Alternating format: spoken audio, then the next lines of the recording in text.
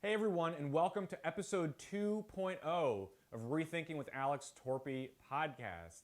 So, this episode is a little bit different than some of the other ones that we're going to be doing. I'm just going to be giving a brief overview here of the 10-part series that has been produced to cover this week's topic. I didn't want to throw all of these in here necessarily, but you can find everything on rethinkingwithalextorpey.com. Now, what these episodes are about are specifically geared for people that are thinking about maybe running for office or maybe who haven't thought about running for office but are curious to learn a little bit more.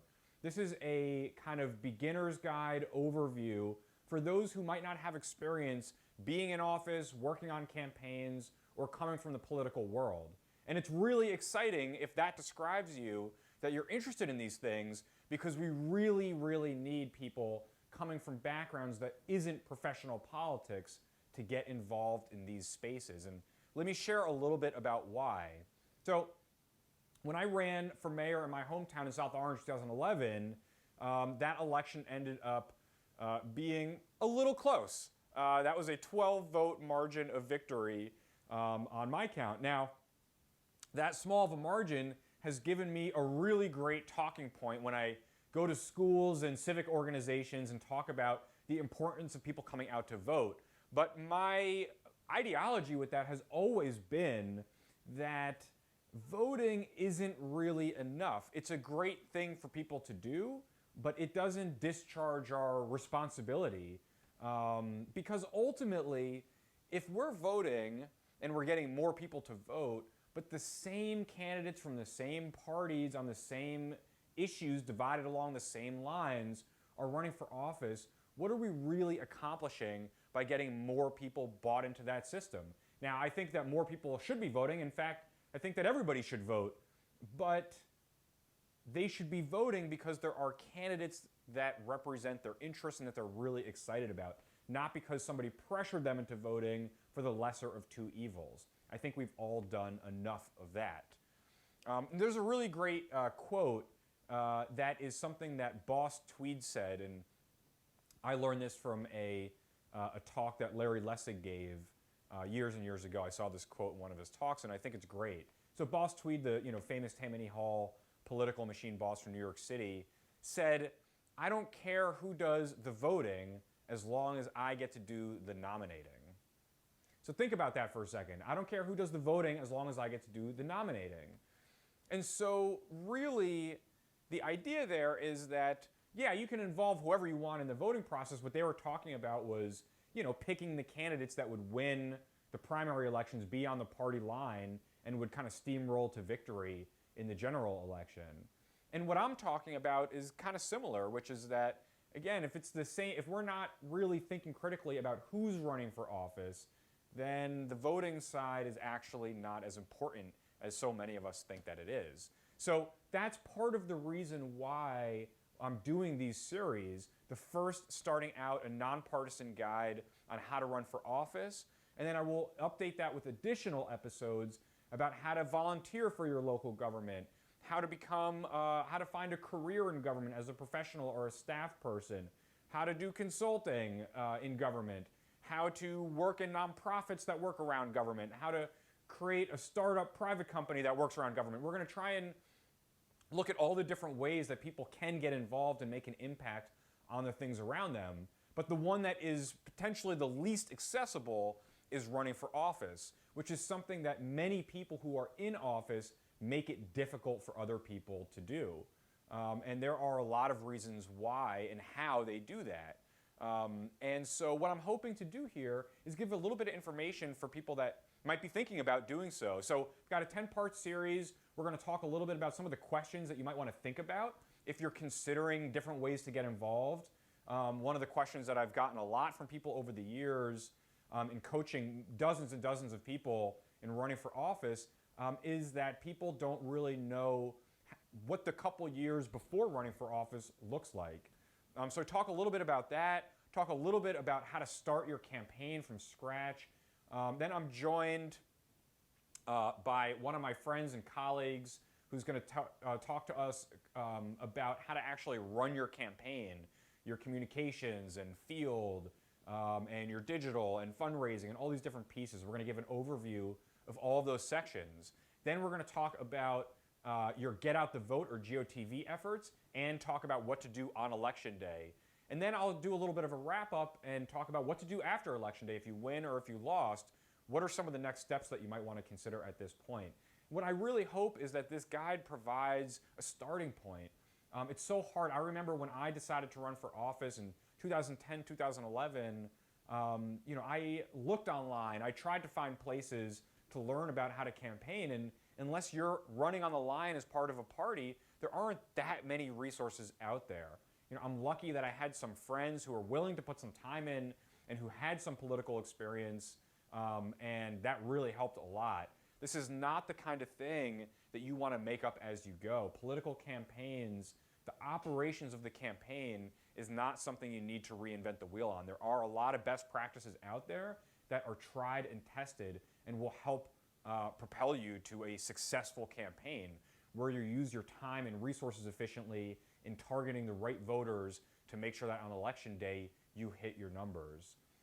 And so I've talked to a number of young people interested in running, and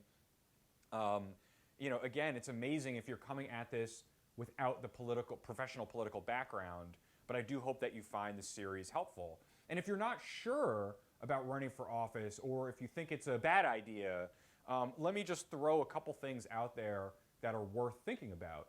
I think one of the, we have a lot of sort of models that we internalize about how things work. And one of those is that in politics, longevity equals power.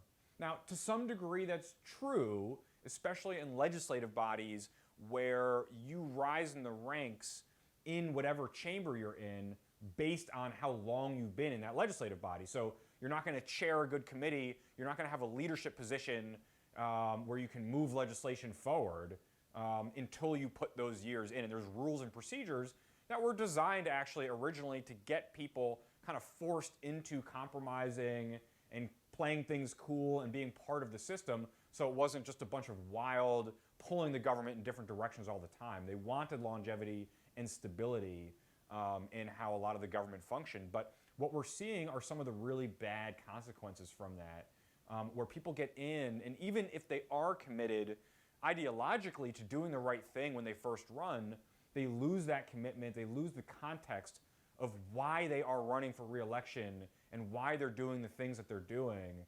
And sometimes they form relationships between their politics and their personal lives and their businesses that are really conflicted and make it difficult for them to make good decisions while in office. All of these things happen and sort of contribute to the really catastrophically bad kind of state of our public institutions that we see around us. So this longevity equals power idea, although there's some truth to it in certain situations, it's really only true if you are playing the traditional political game and that you want to run for office and stay in there for 20 years or 30 years and be a professional career politician. But if you don't want to do that, there are other ways to approach this that are equally, if not more, powerful. And so, for example, one of those is not running for re-election. Depending on where you're running for office, you might have up to 3 or 4 years, sometimes with campaigns in towns only lasting 3 to 6 months. So you might get 3 or 4 years almost to govern. And in that time, you can actually accomplish a lot, depending on the level of government and the type of position that you're running for. And so one of the things that I've learned over the years is that longevity equals power model is not true, and there's a different model that we should be thinking about here, and it is a service model of running for office rather than a career model. And so what I mean by a service model is that think about other things that especially young people get involved in. Think about Teach for America, the Peace Corps, or perhaps joining the military. All of these things in running for office actually share some really interesting commonalities. So the first is that while you're in the position, you're not going to make a lot of money.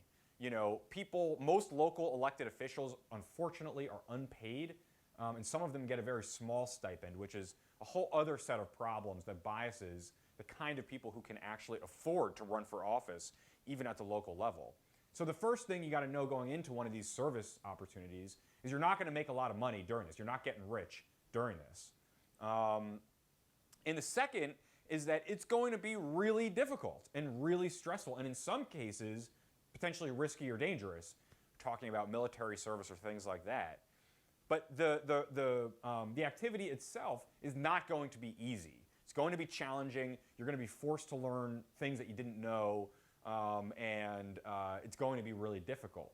But on the flip side are some really big pros.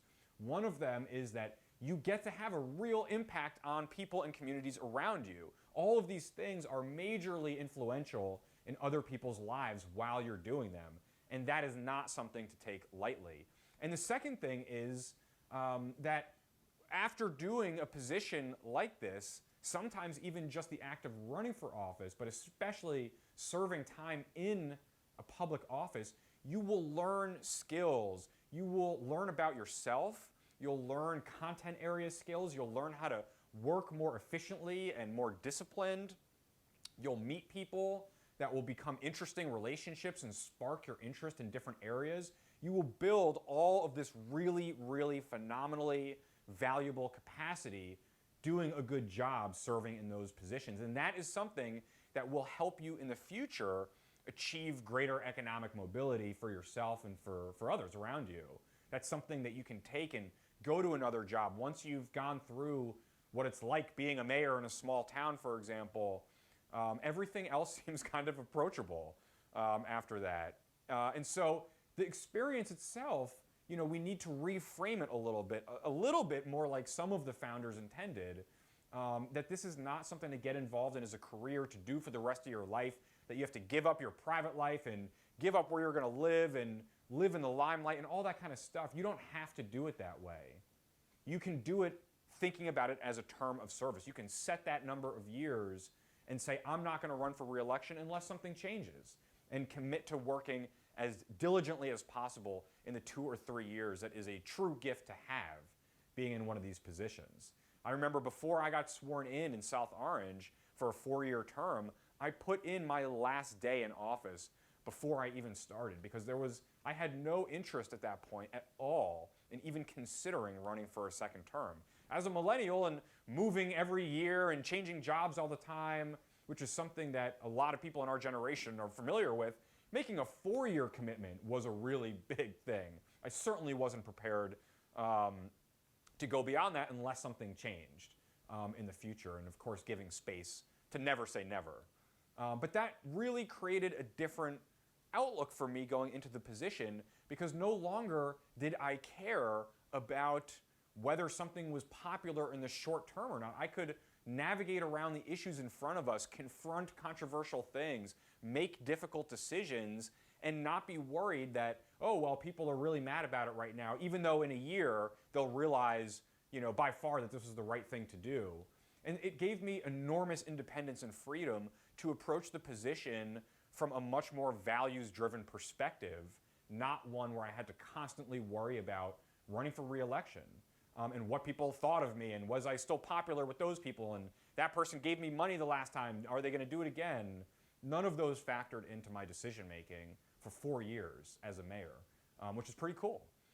And so I'm just throwing that out there as an example for those of you who might be listening, that there are many other models and assumptions like that built into the way we think this has to work, but really all of those assumptions are just the way that the people who do it currently do it. And if you want to play their game, which I don't necessarily recommend for most people, yeah, those dynamics will be there. But if you want to do something different, if you see being in public office not as a chance to enrich yourself, not as a chance to create a political dynasty, not as a chance to be well known and have people like you and respect you, but as a chance to really dig in, find the areas where things are going wrong and correct them, and help governments and help communities get on the right foot, I'm trying to, I guess, share with you that this is actually more approachable and more reasonable of an option to consider than you may have thought originally. And so, again, that's just one of many examples of ways that this can actually work differently. Thinking about this as a term of service, not as a career. So I hope that this guide that follows the about 10-part series there is helpful for you in thinking about it. If you watch all the episodes and you think that I missed an area, got something wrong, or you'd like to hear more information about something, please let me know. And if I need to, I'll add an update to the series as I add as I add episodes about other ways that you can get involved in making an impact on government beyond just running for office. There will also be some interviews in there with people who have run for office. Democrats, Republicans, people from cities and rural areas, different people with different experiences running for office that I will keep adding to over time so you can hear firsthand from people who have done this what the experience was like and why so many of them found it so valuable. So I thank you in joining me on the podcast, and I really appreciate that you are taking the time to think about this potentially really interesting and really unique way to make an impact on those around you. So thanks again, and don't forget to subscribe and visit rethinkingwithalextorpey.com to check out the full series. I'll talk to you all soon.